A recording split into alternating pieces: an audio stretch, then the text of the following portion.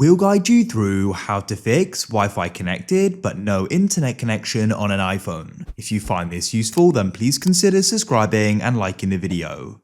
This can be annoying as you're then unable to use it. We've got some different fixes you can try. First of all, come to your main settings like so. Scroll down and tap General. Then you want to go down and find the option for date and time. Make sure you've got this set automatically. After you've done that, see if that solves the problem. If it doesn't, the next thing you want to try doing is coming down and finding the option VPN and device management. Make sure your iPhone isn't trying to connect to one. You can stop that here and even go and delete it. The next thing you can try doing is coming back to your Wi-Fi settings. Find the network and press the I to the right, and we can go and forget it at the top like so. And then what you can try doing is reconnecting to it. Press join and go and see if that solves the problem. If it does, then great. If it doesn't, the next thing we're going to try doing is pulling a restart.